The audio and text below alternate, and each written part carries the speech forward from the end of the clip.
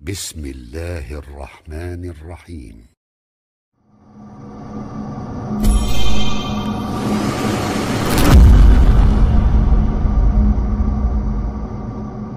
السلام عليكم ورحمة الله وبركاته. بسم الله الرحمن الرحيم. الحمد لله رب العالمين، وأفضل الصلاة وأتم التسليم على سيد المرسلين محمد المبعوث رحمة للعالمين، وعلى آله وصحبه أجمعين، وعلى من اتبعهم بإحسان إلى يوم الدين. أما بعد، أعوذ بالله من الشيطان الرجيم. إلا تنصروه فقد نصره الله إذ أخرجه الذين كفروا ثاني اثنين إذ هما في الغار إذ يقول لصاحبه لا تحزن إن الله معنا فأنزل الله سكينته عليه وأيده بجنود لم تروها وجعل كلمة الذين كفروا السفلى وكلمة الله هي العليا والله عزيز حكيم. صدق الله العظيم. Başımızın tacı olan ustadla, yüzü nurlu, diller doğalı, hazredeli, yürekleri nuru iman bilen yalfıllap, nuru iman bilen zinetlenen yaş dostlarım, Huday Tebarek ve Teala hemmenizin etiyen taat ibadatlarınızı, Allah'ın dergahına kaldırıyan kollarınızı, açıyan ellerinizi, din dünyanız için etiyen hayır dualarınızı Huday Tebarek ve Teala barinizden kabul etsin. Huday Tebarek ve Teala can sağlığı, emniyeti, nığmat bolşılığı, yurt parahatçılığı başımızdan ayırmasın. Huday Tebarek ve Teala heften ortasında geceleri yada da bolsanız günnille işin başında olup heften ortasında her gaytiniz işten çıkıp gelýäňiz, hava soğuk bolsa da motorly, maşinli daş yakynyň gelip dursaňyz, Huday Tebarek ve Teala hemmeňizin adımlaryňyzy şu zamanada dinden şirim adilýän hicret adımlardan saýsyn inşallah. Mümin Müslüman doğullu hasa yaş dostlarım, insan ahiretteki öýüni dünyada inşa etýändir. İnsan ahiretteki öýüni dünyada bejerip goýýar, teýýarlap goýýar. Yani şu mahallan adam barjak ýerin ahiretteki öýüni ştada inşa etýär, döretýär. Dünýäň jaýyny adam bir az ömrüni geçirjek bolanna, bir 70-80 ýyl bir ömrüni geçirjek bolanna, dünýäň jaýyndan şirim adam ýatsa şo bitmeýär. Dünýäň jaýyndan şirim adam bir zähmet çekmeli bolýar, edarasyny ýörtmeli bolýar, bargynyň ýerinden ýörtmeli bolýar, suwuny ýörtmeli bolýar. Bir kellesini ağırtmasa dünýäň jaýy bitýär. Nädir ýaş dostlar? İnsan ahiretteki, cennetdeki jaýyna şu dünýede ýörtmegi bilen, sizler oturuşyklaryň ýerinde gezmegi bilen, gawy emelle, ýagşy emelleriň ýerinde bolmaklary bilen döretýän ahiretteki jaýyny. Hazrat Ebul Hasan Harakani Kuddise sirru aýtýar: "Günnilleri iyi geçirsek, gijeleri yatyp geçirsek, haçan adam Hudaýa ýetmeliymişdik. Günnilleri adam iyi geçirjek bolsa, gijelerde yatyp geçirjek bolsa, adam haçan Hudaýa ýetmeli. Hemmemize bir dert bar diýmişdik, hemmemize de bir dermany bar. Derdimiz gaflet diýmişdik. Adam ahiretden gafil bolup barýar, kıyamatyndan gafil bolup barýar, nefse allanyp barýar, şeytana allanyp barýar, yaman ýoldaşa allanyp barýar. Hemmemizdeki bar dert bir zat, ol gaflet. Emme şoň dermany hemmemize de bir zat, o da şondan oýanmak diýmişdik. Hudaý Tebarek we Teala hemmemizi gözümüzi açyp ahiret öýümüzi inşa etýärlerden, gafletden oýandyrýarlardan etsin inşallah. Ehli sünnetin Şafii mezhebinden Hazreti Haca Cemaluddin Nizami Gencevi rahmetullahi aleyh nagat awadan aýtýar: "Ço ömür essi gözeşt ya hud ez biz, nemi şayet diger çon gafilan ziz." Adamın yaşı 30'dan geçse 30 dursun 20'den geçse deyipdir. 30 gurun etip durmaylı. Ço ömür essi gözeşt ya hud ez biz, nemi şayet diger çon gafilan ziz. Adam ömrün yaşın 30'dan 20'den nade geçiverse inne o gafelle dige o öwünçäki başyňdaky ba hawaly ýok, inne o jere gezmeklik adamy gelişmeýe. Eger set salmani veriyeki ruz bibayet raft azin kahe dilafruz adam 100 yaşasa ondan ezafarak da bolsa ay 100'e ada adamla var ya. Resulullah aleyhisselam men ummatynyň ýaşy 60 bilen 70'in arasynda bolar diýipdir. Ay sen 100 ýaşanyň bilen ahyrda birun äpberip gitmeli bolsa adam gawdyr forsaty gelen wagtyna ýaş dostlar gaflet uykudan oýanyp kıyamatdaky öýüni dünýede inşa etmek forsatları gelenne şol forsatları gaçyrmalydyr. Hemmemize Hudaý Taala bir ibretler, dersler goýupdyr. İza kanat lil mer'i lahu fikratun fa fi kulli şeyin lahu ibratun niyada. Adamda bir oýlanşmany akly bolsa Hudaý Taala her zatda bizleri ibret goýupdyr ha. Adam oýlanşmany bir ibret alaýyn niýsen Qur'an-ı Kerim'in içinde kän ýerde gelýär. İbret alýan adamla ibret almaklyk şerta. Hudaý Taala her zatlara biz dersler goýupdyr bizlerden şeýle ibret almany bir fikir bolsa diýe Arap şairlaryň biri. Hemin özümizi gözläp görsek, fakat nefes alýas, dem alýasa. Şu demi adam çekýä içine bir daýyga saklayan, 2 daýyga saklayan, ay 3 daýyga da saklap bilasyň ýürüň agzyňdan çykjak bolýar. Şu içine alan demiňi saklap bolmaýar 3 daýyga, 4 daýyga. Şu ýürüň agzyňdan çykyp barýar. Hemin alan nefesini eýýäm adam daşyny berýär da, saklap bolmaýar. Şunna da Hudaý Taala bize ders goýupdyr. Näme dersi? Giýje günniz dünýe diýakydan çalynyp ýörsa, giýje günniz dünýe diýakydan adam gezasyna, dünýäni ýüşürasyn. Çalynmasa jahan çyrşygy artar, haçan karar tapar göňül jem bolup, ahiret işin gör mundan el öter, dünýäni kim tutdy? Öter gün bolup diýe maktumun işan. Adam çalynýar dünýäňizde hemin alýan nefesimiz var, dem alýas. Şonu adam 2 daýyga, 3 daýyga saklanda ýürüň agzyňdan çykjak bolýar. Eýem şonu ýyzyna pes berýär, ewrýär, daşary çykarýar. Şu näme dersi berýär? Dünýeden biziň sähmimiz, bir tamam ýüşürmelimizde ha, alyp duran demimiz var. Şo da öz sähmimizde da, biziň nesibimizde şo. Şonda da ewrüp bermeli dünýäňdir ha. Bir alýan demiň da ewrüp ýyzyňa berýän, onda ýygyna aldan bilatla galasyn. Ama adam adam öz dersi bilen bolmaly, ahiretdäki öýüni dünýede inşa etjek bolmaly. Ondan şeýle orafaly, arif adamlar diýmişdik. Derdi dünýe bolanyň dünýe ýal derdi bolar diýmişdikler. Yani derdi dünýe, faqat dünýe, ne namaz, ne däret, faqat hesap kitap, ol allyňmy, goýdyňmy? Derdi dünýe bolanyň dünýe ýal derdi bolar diýmişdikler.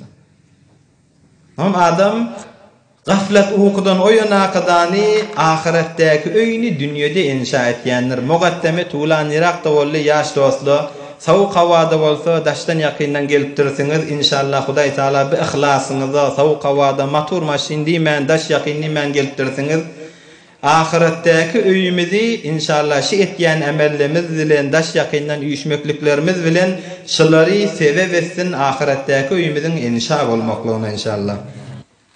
Emma Hazrat Ebu Bekr Siddiq radıyallahu anh gurrungynyň edamasy Hazrat Ebu Bekr Siddiq Resulullah aleyhissalatu vesselam bilen geçen jelesede Hazrat Ummu Ma'bad'ın deňezinden geçdile, Medine garşyn urap barýatdylar. Emma şu mawzuň içine degişli bir gurrun Hazreti Zubeyr ibn Awwam radıyallahu anh Hazreti Zubeyr diýen sahaba adyn kän eşdiýänlersiňiz Hazreti Zubeyr'in şu seferiň içinde bir gurruna gerek ýeri bar. Hazreti Ebu Bekr bilen Resulullah aleyhisselam Medine'ye garşyn barýarkäle Hazreti Zubeyr'i ýolda sataşýarlar. Hazreti Zubeyr'in şahsiýeti deslap imana girip musulman bolarlardanmışdyr. Hazreti Zubeyr bir rivayette 8 ýaşyndaky musulman bolupdyr. Bir rivayette 12 ýaşynda, bir rivayette de 16 ýaşynda. Emma köpeňrek 12 ýaşyndaky olanmışdyk musulman bolanda diýilýär. Hazreti Ebu Bekr Siddiq'in körekeni, Esma diýen gyzynyň adamsy Hazreti Zubeyr.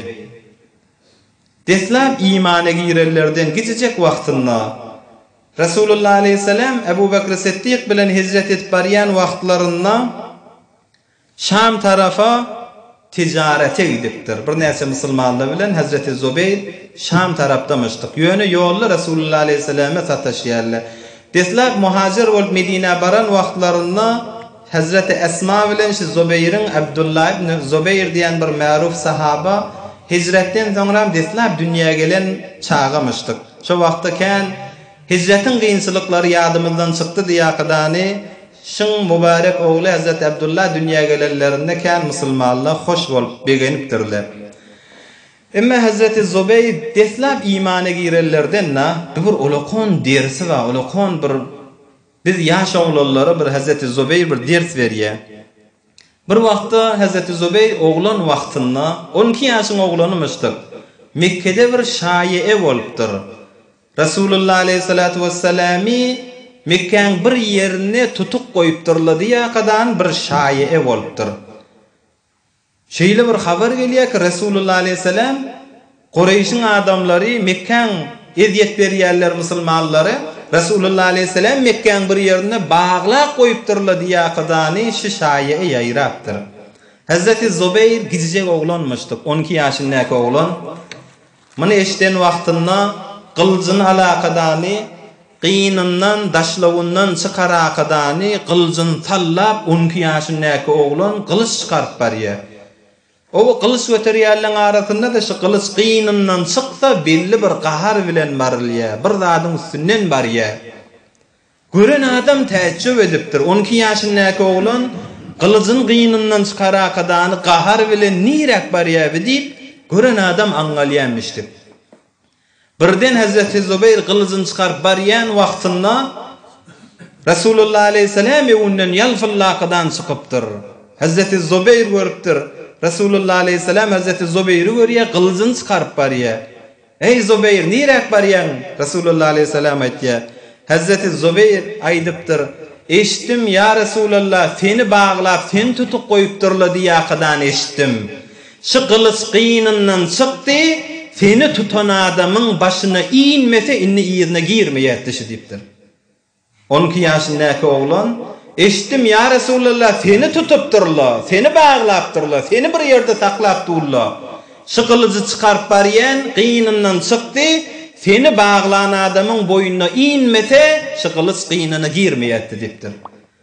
Resulullah aleyhisselam 12 ýaşyndaky oglan Resulullah aleyhisselam hoş bolakydany begenip özüne qılcına doga edipdir. Hazreti Zubeyrin özüne de qılcına da doga edipdir. Men ummatymda, men ýyzyma düşýän maňa arkawa şizre oglanlar bar diýakadan Resulullah aleyhisselam hoş bolupdyr da. Hazreti Zubeyr 12 ýaşyndaky Resulullah aleyhisselami hoş etýär. Ey musulman dogan ýaş dostlar, Resulullah aleyhisselam biz de başarsak hoş etjek da. Emme biz näzire Resulullah aleyhisselam qılıç çykarakadan Resulullah aleyhisselam hoş edeýlimi? Biz de Resulullah aleyhisselam hoş etjek. Emme qılıç çykarakadan biz de Resulullah aleyhisselamyň ýoluny qılıç alakadan çykmalymy? Resulullah aleyhisselam hoş edeýli. Hazreti Mahtumul Eşan näme diýär? Biz de Resulullah aleyhisselamy zamanymyz fark etse de ýaş ýigit dostlar. Biz de Resulullah aleyhisselam hoş etip başarýar bir ýolly bilen. Hazreti Mahtumul Eşan näme diýär? Ýok ýerden jan berip ýetirdi nani. Ýok ýerden jan berip ýetirdi nani. Göňül bostanynda bitir imany diýär Mahtumul Eşan. Ýok ýerden jan berip ýetirdi nani. Ýok ýerden Hudaý Taala bize jan berdi. Nanymyzy ýetiripdi. Haýsy bir adam Hudaý Taala rızkyn bermän aç goýýar. Ýok ýerden jan berip ýetirdi nani. Göňül bostanynda bitir imany. Biz Resulullah aleyhisselam hoş etmek şu zamanada yüreğimizdeki iman gülün bitirmek bilen. Resulullah aleyhisselamyň ýoly bilen ýollanmak bilen. Resulullah aleyhisselamyň et diýen zatlaryny edip gaç diýen zadyndan gaçmak bilen. Resulullah aleyhisselamyň sünnetleri şumat musulmanlaryň arasynda ýok bolup ýiten wagtynda, ölen wagtynda şu sünnetleri diýreltmek bilen. Resulullah aleyhisselam bizden hoş bolýar ýaş dostum. Adyň bende bolsa eýäňi tany, gelip sana 100% hem bolmasa diye mahtumuluşan. Adın bende bolsa eýäňi tani gelip sana 100% hem bolmasa. Eş Resulullah aleyhisselam'ın yoluna iman bitirmek bilen hasa afiyetin içinde. Afiyet, parahatsızlık.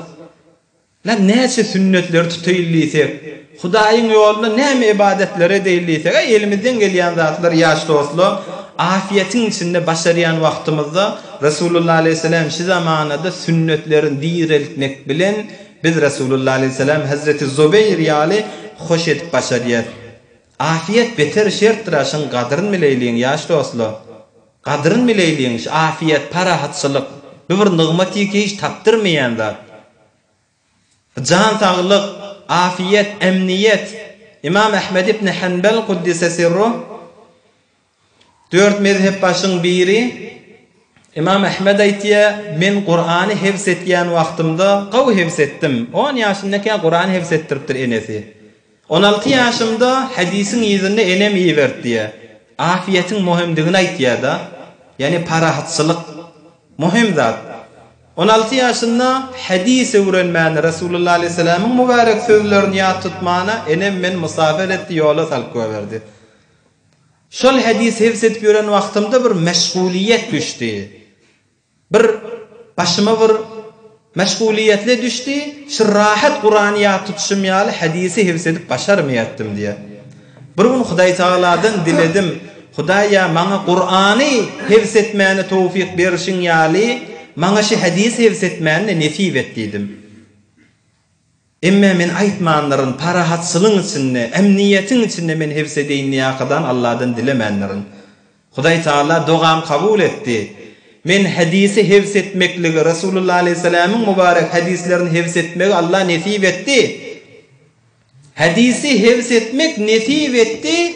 Emme mıdan parahatsızlyk başymda ýok etdi. Ya ilim bagly zynjirletdi, ya özüm zynnan etdim. Mıdan men şu hadisi hifz etip ýören wagtymda ya ilim baglytdy, ya özüm zynnan etdim, ya öýümde heps boldum. İspaniýadan şagirdi barmış. Hazreti Baqiy ibn Makhlad İspaniýadan turup gelipdir Bagdada İmam Ahmed'den hadis öwreneýin diýip. Hatta hadisi öwredip duran wagtynda da şu wagtda öýünden çykmalat goýupdyrlar da. Ama Baqiy ibn Makhlad diýen rahmetullahi aleyh İspaniýadan turup geldim men diýipdir. Men senden hadis öwreneýin geldim. İmam Ahmed aýtdyr, daşarda serwazla we öýden çykarlamak. Bir zada razy bolsaňa gela öwredeýin diýipdir. O da nämäge? Sen bizre ilm öwrenmäne geldim diýsen, sen goýmarla bita. Sen git bir dilegiçiň eşiginde bol, bir dilenýän adamyň libaslaryny giy, şol bir dilenýän adam ýaly walakadan men gafyma gel, günne bir hadis aýdyn, şonu ýat tut diýmişdik. O bolýa diýakadany günne bulanagat ilmdan sirim zähmetler çekipdirli. Şagird ady öz ýaly Musnad Baqiy ibn Makhlad diýip bir kitap ýazdy. 40 000 hadis isini ýüşürtdir da. İmam Ahmed günne sen sözlere bir dilenýän adamyň eşiginde bolsaň men öwredeýin diýipdir. Bir de günne bir taýak alypdyr, kellesine bir zat orapdyr. Bir gören adam, bir dilegçi adam mıka diýmişdik. Baqiy ibn Makhlad İspaniýadan turup gelipdir. Bagdadyň köşelerinde bir dilenýän adam tanılypdyr. İmam Ahmed'e gelakadany hadis öwrenýänmişdik. Günne penjaraň ýerinde. Serwada da maňa bir dilenýän adam mıka diýip hiç kimiň işi ýokmuşdyk da. Şu öwrenýän zatyn aňrak barakadan ýazyp Musnad Baqiy ibn Makhlad İmam Ahmed'in şagirdi. İmam Ahmed şu hadis ders verenni dady zınnanyň içinde walakadan ders berýärdi. Ama İmam Ahmed ibn Hanbal aýtýar, Hudaýdan bir zady dileňizde parahatsızlyk biziň başymyzdan aýyrmaň diýen dileň. Men diledim, Allah berdi, emme parahatsızlyk dilemendim. Mıdan zınnanyna ya elim bagly boldy diýipdir. Şu parahatsızlyk ulukon nygmatdyr ýaş dostlar. Parahatsızlygyň içinde keyif edip dinimiz elhamdülillah halan formamızda Allah'ını ibadet edip başarayan wagtymyzda Resulullah aleyhisselam'ın sünnetlerini tutup başarayan wagtymyzda biz Resulullah aleyhisselam şu zamanada hoş etmek yolumuz ey yaş yigit dostlarım Resulullah aleyhisselam'ın mübarek sünnetin maha bir näçe sünnetleri inşallah öwde aýdyn ýeňiljek. Mundan sirem olakon sawat da gerekkä, mundan sirem agyr iş de gerekkä. Olal etýän bolsak da şoňa gaýym durýlyň etmeýän bolsak da Resulullah aleyhisselam'ın mübarek sünnetlerini etsek Resulullah aleyhisselam bizlerden hoş bolacaktır. Resulullah aleyhisselam aytýar: "Men temesseke bi sunneti inde fesadi ummeti felehu ecru 100 şehid ve fi rivayetin felehu ecru şehid." Ravahu Taberani rahimehullah. Haýsy bir adam dipdir Resulullah aleyhisselam. Men sünnetim aradan yetip giden wagtynda, kän sünnetli aradan yetip giden wagtynda şu Resulullah aleyhisselamyň sünneti, Resulullah aleyhisselam şunu etýänmişdik diýip şoňa daýaw dursa, şol adamma 100 şehidin sogaby bar dipdir. 100 şehit ha. Bir rivayetde bir şehit diýip aýdylýar diýe. Emme öňçe 100 şehidin gurrungyny getirýär. 99 dänen goýyl bir däne şehidin sogaby bolsa da bir sünnet bilen nagat olakan pay gayrat edilin ýaş dostlar. Şol sünnete hem sogaby alýar, hem Resulullah aleyhisselami hoş etmek ýoldur. Dislap bir aradan galan sünnetler bar da. Şolar özümüz başardığımızdan icra etjek bolaylyň. Emme bir näçeni ýeňiljek sünnetli ýatjak wagtymyzda, işiň wagtynda da. Mene men ýetişemek ýa ýa-da ýa şu ýatjak wagtynda bir 3 däne sünnet muttafaqun aleyh bolan hadisler Resulullah aleyhisselamdan inşallah şonu başardığımızdan eçerlemede de eşitdireyliň, özümüz de şoňa daýaw duraylyň. Şu zamanada biz Resulullah aleyhisselamyň sünnetin diýerelýärlerden bolup şehitliň sogabyn alýarlardan bolaýlyň inşallah. Deslapqaty muttafaqun aleyh hadis uqudan öňçe täret kılmak. Adam yatmaka uykudan önce täretilje bolmaklyk. Hazreti Bara ibn Azib radıyallahu anh Resulullah aleyhisselam Medine yeten wagtynda gidecek sahabamışdyk. Resulullah aleyhisselam Hazreti Ebu Bekir Siddiq bilen Medine gelenni şip Hazreti Bara ibn Azib rivayet etýär. Medine'de Resulullah aleyhisselam Hazreti Ebu Bekir bilen gelen güni ay Medine şondan aňyrda şondan başga bir hoşluk gün gören nädir dipdir da. Yani Resulullah aleyhisselam Medine gelende bagadri hoşluk bolly, uly kiçi ýok, zenany erkek ýok. Bagadri hoşluk bolly, Medine şozra hoşluğu başga wagtda gören nädir? Emme bir de Medine bir gynanç gün bolly, o da Resulullah aleyhi afdalus salatu vesselam bi wafa dünýäni terk edip wafat eden güni Medine inki agyr bolan günni Hazreti Bara ibn Azib rivayet etýär. Behar hal Hazreti Bara ibn Azib şu täret kılmak uqudan önce şu barada aýtýar. Resulullah aleyhissalatu vesselam maňa aýtdy, her wagt sen düşeňe barsaň, yani yatjak bolsaň, uqlajak bolsaň, düşeňe gireňde şondan önce fetawazza wudu'aka lis-salah. Eyni namazdan şerim täret kıl ýanyň ýaljak täret kıl diýdi Resulullah aleyhissalam. Hazreti Bara ibn Azib'e eyni namazdan şerim täret kılşyň ýaly täret kıl ohum düşeňe gir diýipdir. Düşeňe gireňde de özüň sag tarafyna garşy ýat diýipdir. Şu bir sünnet. Yani yatmazımızdan önce dehret kılmaklık. Hatta imkan inşallah başardığımızdan özümüzde eşerlimizi değiştirip riayet edeýilen. İkincisi enemiz Hazreti Ayşe radıyallahu anha rivayet etdi. Bir de adam uyuklamazından önce bitirýän sünnetler ha. Resulullah aleyhissalatu vesselam madam düşege giren wagtynda diye enemiz Hazreti Ayşe her düşege giren wagtynda Kul huvallahu ahad Sure-i İhlasy, Kul a'udhu bi rabbil falaq, Kul a'udhu bi rabbin nas. Şu 3 tane surany okuýakydany mübarek aýatyn açyp, şoňa üflakdan kulli bedenini çekýärdi diye. Rawahul İmam Buhari rahimahullah. Günnegize yatmaka Resulullah aleyhisselam Sure-i İhlas, Kul huvallahu ahad hemmeňiziň bilýän suralaryň. Falaq bilen nas okuýakydany Resulullah aleyhisselam ennamynyň ýetýän ýerine mübarek ellerini çekýärdi diye. Deslapy dehret kılmak, ikincisi Sure-i İhlas bilen muawwadateyn, Falaq bilen nas okuýmak, emme üçüncüsi Hazreti Ali bilen Hazreti Fatimaga radıyallahu anha Resulullah aleyhisselamyň tawşyran zady. Bu bir tulanyrak hadis, emme Resulullah aleyhisselam bulara tawşyran zady her wagt siziň kiýiňiz düşeňize barsaňyz sizin aýtmalydyňyz 34 tane Allahu Ekber, 33 tane Subhanallah, 33 tane Elhamdülillah. Şu namazdan soňra saniýen tesbihlemiz. Ýeňiljek zat, muttafaqun aleyh hadis. Şu sünneti diýrelsek, her gije ha, yani bir şehidin sogaby barda. Gayrat edilin özümizde, eserlemizde de iştirakıdany Rasulullah aleyhisselam'ın sünnetini direltýärlerden bolaylyň musulman dogalla. Şeysek şu zamanada biz Rasulullah aleyhisselam'ı hoş etdigimiz şu Hazreti Zubayr'ın kıyali. Emmani Kur'an'ın edaması Hazreti İmam Bukhari rahmetullahi aleyhin rivayeti Rasulullah aleyhisselam Hazreti Ebu Bekir bilen baryan wagtynda yolda şu Zubayr, Hazreti Zubayr ibn Awwam'a sataşıpdyrlar. Hazreti Zubayr de bir näçe musulmanlar bilen şu wagtda Şam'a ticarete gidakadan Mekke'ye karşın gelýärmişdikler. Bular tacirler bile Şam'dan ticaretlerini alıp parça para alakadan Mekke'ye karşın gelýärkäle yolda Rasulullah aleyhisselam bilen Hazreti Ebu Bekir Siddiq'e sataşýarlar. Hazreti Zubayr şu wagtda Rasulullah aleyhisselam bilen Hazreti Ebu Bekir'e ak parça giydiripdir. Yani ak könek, ak parça Rasulullah aleyhissalatu vesselam bilen Hazreti Ebu Bekir Siddiq dolanypdyrlar. Könek barada bir Rasulullah aleyhisselam'ın sünneti hiçbir renklerin arasında fark koymayamıştık. Her renkten Rasulullah aleyhisselam giyýärmişdik. Emma yönü afzalra, qawrak rengi Rasulullah aleyhisselam ak eğunmaşı qawwarýärmişdik. Peygamberimiz aleyhissalatu vesselam İmam Tirmizi Hazreti Ebu Davud'un rivayetinde giyýän eğunmaşlaryňyzdan agy giyin diýipdir Rasulullah aleyhisselam. Her rengi giýsen müşkili ýok. Ýöne Rasulullah aleyhisselam afzalra, qawrak ak libasy qawwarýärmişdik.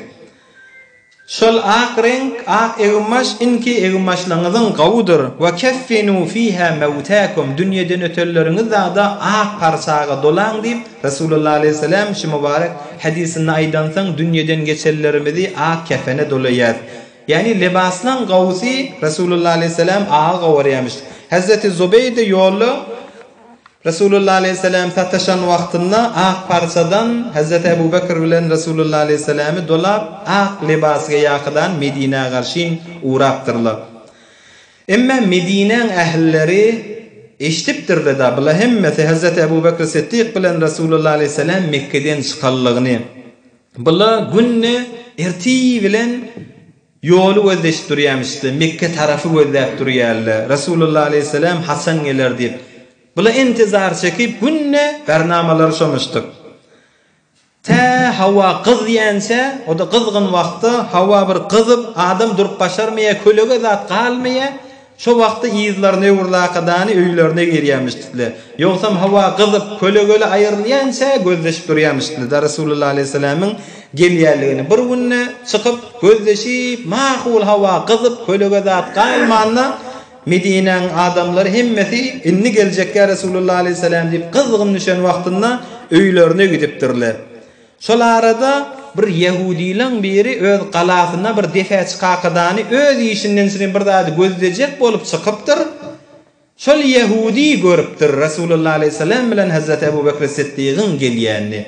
Ýaş dostlar, Yahudiler aglap Şam tarapda ýaşaýarlar. Yahudiler şo wagtda Quds tarapda ýaşaýarlar. Emma bular barakadan Araplar arasynda yerleşmekligi, Mekke Medine da barıp yerleşmekligi bular hewre bernamaly, ozorlan bular hewre bernamalar Yahudiler. Az bolsalar da dünýä hukumet edip, dünýäni bolagyçylyga salyp ýörelli şyla da. Şonda da Yahudiler Mekke Medine yerleşmekligi kitaplaryny okypdyrlar da. Ahir zaman peýgamberi Mekke Medine'de boljak. Hatta Mekke'den çykyp Medine'ye garşyn gitjegi da ba kitaplarynda. Şondan öz adamlaryny yerleşdiripdirler Mekke Medine'ge.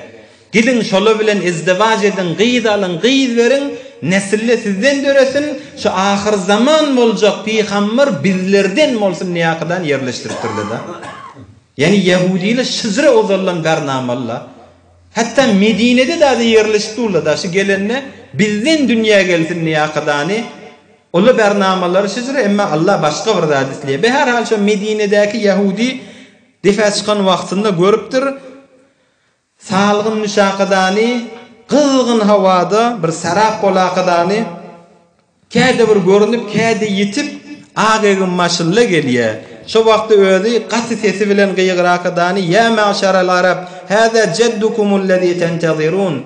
Ey Arapla deyipdir gıygırakıdan. Sizin gözleşip duran adamınız, sizin gözleşip duran uluyunuz şo gelyen şo diyakadan gat sesi bilen gıygırya. Tamam Müslümanlığın eştenine Resulullah aleyhisselam gelýär diyakadany her gaýsy kızgın havada daşaryk çykyşypdyrlar. Resulullah aleyhisselam şo wagtda döşembe Rabiul Awwal aýyň döşemmesine Medine yetip golaýlayan ýerde Quba Medine bilen fasalasi taqriban 3 kilometr medenni fasalada bir guyun adı Quba. Resulullah aleyhisselam şo taýda Beni Amr ibn Awf diýen taýfalar arasyna gelakadany dahi tofarlarymyşdyk diýip aýdylýar. Şolary inipdir. Yani Qubada Resulullah aleyhisselam durupdyr. Ommuny adamlar hemmesi daşaryk çykyp gözleşipdirler, zenanalar her adamlar Resulullah Medine gelýär diýakadany häzir Medine girene akýar Resulullah aleyhisselam. Şo ýakynlykda Qubada gelip duran wagtynda adamlar gözleýän bolmaly. Häzir Resulullah aleyhisselam gören akly faqat eşitýärler, haýsy bir Resulullah aleyhisselamdan tanymaýarmyşlar. Ebu Bekr Siddiq görenlerini deňizine ýetenlerinde Hazreti Ebu Bekr Siddiq'a salam berip geçýärmişler. Hazreti Ebu Bekr Siddiq görenlerinde Hazreti Ebu Bekr Siddiq'a Peygamber mükadiyakadany Hazreti Ebu Bekr Siddiq'in deňizine salam berip geçýärmişler. Şo wagtda Hazreti Ebu Bekr Siddiq adamlaryň şey diýip durarlygyny Resulullah aleyhisselam tanyman durarlyklaryny bilen wagtynda mübarek redasy we parçasyny şeýitdir Resulullah aleyhisselamyň üstüne tutupdyr da kolege beripdir. Gün ediyet bermesin diýakadany. Ve edebi boýdan adamly bilmeýän durarlygyny bilen wagtynda Resulullah bir diýakadany mübarek parçasyny Resulullah aleyhisselamyň üstüne tutup kolege beripdir. Adamlar şonu tanyýarlar. Resulullah aleyhisselam gapdalynyky bir Ebu Bekr Siddiq ýoldaşymyşdyk diýakadany adamlar şonu bilipdirler Resulullah aleyhisselamy. Emma ştada bir almal dersimiz Resulullah aleyhisselam aýtýar enzilun nasa manazilahum rawahu İmam Ebu Davud rahimahullah. Adamlary her kimi öz jaýgasyna, öz menziline, öz makamyna goýun diýär Resulullah aleyhisselam. Yani her bir adamy erheley zinany öýde öz jaýyny görülmeli, ihtiram bilen. Adamty öýde öz jaýgasyny görülmeli. Bir öýüň diregi, bir öýüň bir gaýymy, oglanlarynyň ýanyna ihtiram bilen adamty her kim öz jaýgasyny bolmaly. Öýde ýaşap duran enemiz wa bolsa, ene öz jaýgasyny görülmeli. Ataň öz jaýgasyny görülmeli. Oglanlaryň öz jaýgasyny görülmeli. Her kimi öz jaýgasyny goýun diýipdir Resulullah aleyhisselam. Hazreti Mahtumun Nişan aýtýarda 90 dürli taam bolsa gaşyňda ne lezzet içinde duz hem bolmasa diýärdi. Her zadyň bir duzy barda, her zada bir tagam berýän zat barda. 90 dürli taam bolsa gaşyňda ne lezzet içinde duz hem bolmasa, aýyňda 90 dürli taam durasyn, gaza durasyn. Hemmesi bir duzsuz bolsa tagam bolmaýar. Şolara bir tagam berýän zat duzda hemmesini tagamletýän. Şon ýallar ýaş dostlar, zindigiге de tagam berýän zat ihtiramdyr. Her kim öz jaýgasyny oturtmakdyr. Her kimi öz makamyny oturtmakdyr, ihtiram etmekdir. Hazreti Ebu Bekr Siddiq eýýem Resulullah aleyhisselamy bize şu dersi berdi. Her kim öz jaýgasyny bolmaly. Resulullah aleyhisselamyň jaýgasyny belledäkidan mübarek parçasyny tutýar. Ya ýaş dostlar, ulemalar, her kimin bir jaýgasy bardyr. Ulemalary ihtiram etmek biziň wezifämizdir. Ähli batylyň däwidir ha, ozollan bütün taryhda taryh tekrar bolýar-da. Ozollan ähli batylyň ýoly däwişi. O näme? Ozol peýgamberliň başynda ähli batyllar barda. Ve yekuluna innehu lemecnun. Aýtynlar bir dällem diýip nauzu billah peýgamberlere şunu aýtýarmyşdyklar da. Ähli batyl her zamanada da bar. Ulemaly barada. Biderek zatlar diýilenne biz olardan bolmaýly ýaş dostlar. Her kimiň öz jaýgasy bardyr. Her kimiň öz makamy bardyr. Hazreti Mevlana aýtýar: "Bi edep sohan goftan ba khas sehaq dil bimiranet siyah darat waraq." Hudaýyň bir has bendeleri barda. Aýtyn halkyň kefine gidip ya iki nefer oturuşya bir zatlar diýip durlar. Bir peygamberlere de diýilýän zatmışdyk ha. Sen yani şu zamanada bolsaň, sahabala ýaly bolsaň, sahabalara gat'en döwrekdaşyndan eziýet berýärler bardyr. Sen peygamber diýip ýönüňiz da nauzubillah hal özi nirde gezip ýör. Mekkene per Medine gidip ýör. Siz onda da şoň ýerine düşüp ýöňiz diýip sahabalara da diýilýändir. Emma sahabalar yürekleri, aşkları Resulullah aleyhisselam'a kamilla. El ulema varasatul enbiya. Ulamalar da peygamberlerin yerine oturanla bizim vazifemiz iki neferini bir zat diyen wagtynda eyni sahabalar savulmaşy ýaly biz näzire durýas. İki nefer ulamalardan bir derek keplerini havvasyn merkitçeklerden mi? Ya yok, muhabbetleri biz ata babalarımız ulamalar gawwurmeklik bizim ganymyzy etimize siňigilýär kadany biz şeýle durýasmy? Bizim vazifemiz şeýle durmakdyr ýaş dostlar. Ulamaları ihtiram etmekdir. İmam Ahmed ibn Hanbal bir wagt ýangdaky gurrun geçdi. Bir akar suwun maşynyna täret kılıp duranna suwun ak gelýän ýerine bir adam barakadan täret kılıp durdy. Täret suw şeýle suwa damtdy da akyp barýan suw. Bir görüpdir bu taýda İmam Ahmed ibn Hanbal alim adam täret kılıp durmuşdy. On biladym gör akadan ey men täret suwum İmam Ahmed ibn Hanbal'ın da üstünden akmasyn näkadany edep goýupdyr, hormat goýupdyr. Aýlan akadan İmam Ahmed'in aňyrsyndan geçip o başyna täret kılmana durupdyr. Şol adam dünýeden geçýär. Ýogsam suw nejisse bolmaýar ha. Akyp barýan suwda. Şol adam dünýeden geçýär, bir meni uqsynda görýär. Muňa aýtýar, dost, näzire boldy ýagdaýyň? Onu olay dipdir. Ay men gönennim dipdir. Hudaý Taala men birçe edeni işim sebepli men tamam günälim geçdi, maňa cennet berdiler dipdir. Sen näme etdiň edeni işiň näme? Hay bir ulukon zatdy diýdi dipdir. Bir gün beýik alim İmam Ahmed ibn Hanbal täret kılıp tutdy. Akar suwun maşynyna täret kılıp tuka meni ilerçetine geçip täret kıldym. Soňra özüm aýtdym, bir alim adamyň üstünden men akyp barýan dehret suwum üstünden akmasyn diýip hormat etdim, tiýleg etdim, aýlan akadan aňyrsyna geçdim. Men şu geçelligim sebepli Allah men tamam günälim geçdi, şoňa hormat goýansam dipdir. Birçe däne edep. Ulamalar barada ehli batylyň ýollara, ýaş dostum, fezai mejazida ulamalar barada bir zat diýse, biziň wezifemiz edep we hormatlaryny taklamakdyr. Be ehli batylyň öz däwi ozallan. Hazrat Abu Bakr Siddiq Resulullah aleyhisselam'a eýýämskine mübarek redasyny tutaqadany Resulullah aleyhisselam belledip adamla Medineň ähli şo wagtda tanypdyrlar Resulullah aleyhisselam digini. Ondan Resulullah aleyhisselam şol Qubada bir rivayetde 10 günden bäri, bir rivayetde 10 gün, emma İmam Buhari rahmetullahi aleyh 10 hurdeyi diye. Aglabrak, gavirak rivayetlerde 14 güllep Resulullah aleyhisselam Qubada galypdyr. Häzir Medine-i Munawwaraga girenak. Şu Qubada galýa ta izan Hazrat Abu Bakr Siddiq'in eçerlerde de geldin diýip gözleşip, emma şu wagtda Resulullah aleyhisselam Qubada dislap edenişi ulukon bir dersi berýär. Sahtamansazy etýän, ýurt tutunýan bir şährekler salynýar. Şähreklerde bir jaý gala berilýär her kime, bir tefkikbendi bolýar. Ulukon dersi berýär Resulullah aleyhisselam'a. Sahta sazda, şäher sazylarda ya özüň bir obada bir ýurt tutunsaň, näçe öý walakadan oglanlaryň bilen ýaşajak bolsaň, Resulullah aleyhisselam deslap özüne mesken tutunmandyr. Deslap öz öýün belletmändir. Deslap Resulullah aleyhisselam'ın edenişi mescid salypdyr, Mescid-i Qubany. Allah hemmäňize barıp içinde namaz okuymaklyk hemmäňize eserleriniz bilen bile nesip etsin inşallah.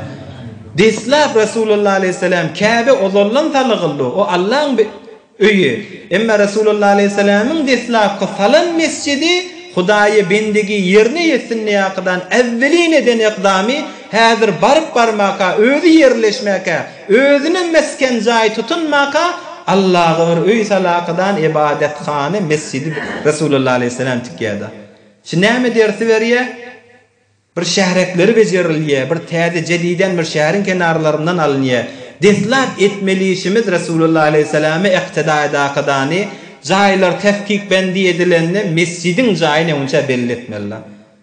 Eunçe Resulullah aleyhisselam'ın edenişi mescidin jaýyn belletýär. Mescidi Resulullah aleyhisselam şo wagtda Qubany salýar. Resulullah aleyhissalatu vesselam'ın oham şu mescidde 14 güllep Qubada galýar. Hazreti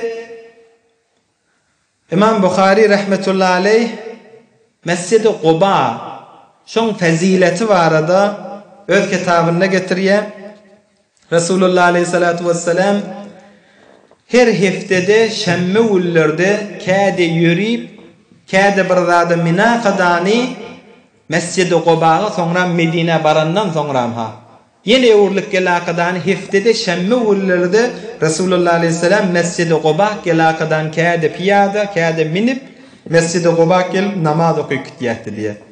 Oham şu sünneti Hazreti Abdullah ibn Umar Hazreti Umar'ın oğullu Resulullah aleyhisselam'ın şu edeni iştiyakadani madam şemme güllerde ya piyada ya minip Resulullah aleyhisselam'ın mengdakadani bu Mescid-i Quba gel namaz okuyup gitýärmişdik. Hazreti İbn Umar radıyallahu anhuma Resulullah aleyhissalatu vesselam aýtýar, Mescid-i Qubaň fazileti barada haýsy bir adam dehret kılsa, dehretin yerine yetirse, ondan sonra Mescid-i Qubaga gelakadany şotada 4 rekat namaz okuysa, şoň sogawy eýni bir umre eden ýaly sogap berler şoňa dipdir.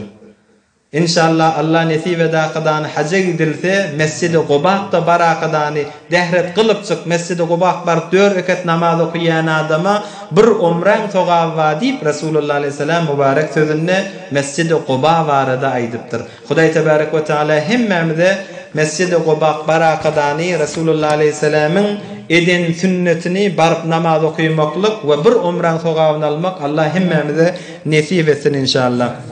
Emma inşallah gurunun izini 14 gün 2 hafta ýaly Qubada yerleşip Resulullah aleyhisselam dislap Mescid-i Quba'ny talıp ondan soňramda Medine-i Munawwaraga barıp soňramda Mescid-i Nebi Resulullah aleyhisselam öz mescidini şotada yer tutunakadany mekan tutulýarlygy we Hazreti Ebu Bekr Siddiq Medine baranda haýsy sahaba bilen Resulullah aleyhisselam dogan edip haýsy sahaba Hazreti Ebu Bekr Siddiq'a yer ýurt berýärligi Resulullah aleyhisselam'ın da öýde haýsy mübarek sahabaň öýüne barýarlygyny gelecek jelesede inşallah hyzmatyňyza ýetirer. Hudaý tebarek we taala aýdan eşdenlerden kabul etsin. Hudaý tebarek we taala aýdan eşdenlere amel tawfiqyn nasip etsin. Ýaş dostlar, gurrun başlamyzda aýdypdyk. Resulullah aleyhisselam şu zamanyda hoş etmek mübarek sünnetler bilen şundan meýlek öňçe etýän bolsak da gaýym duraýlyň. Emma yo şundan meýlek eger ozal barnamamyzda bolmasa eçerlemizde de eşdireýliň. Başardığımızdan yatacak wagtymyzda dehretilje düşege girende bir ihlas felak bilen nas soňramda 34 gezek Allahu ekber 33 gezek subhanallah 33 gezek elhamdülillah şeýtirip yatmak Resulullah aleyhisselam'ın sünnetidir. Hudaý tebarek we taala hemmemize amel tawfiqyn bersin inşallah. Ötellen ruhsat bolar ýaly bir elham 3 ihlas okyp eserde taşarda kulak asarlan umidwarlarynyň ruhlaryna başlar okuyberem. برای مشاهده ویدیوهای بیشتر به کانال یوتیوب سخنرانی های علمای ترکمن سر بزنید، مشترک بشید و منتشر کنید، اجر ببرید.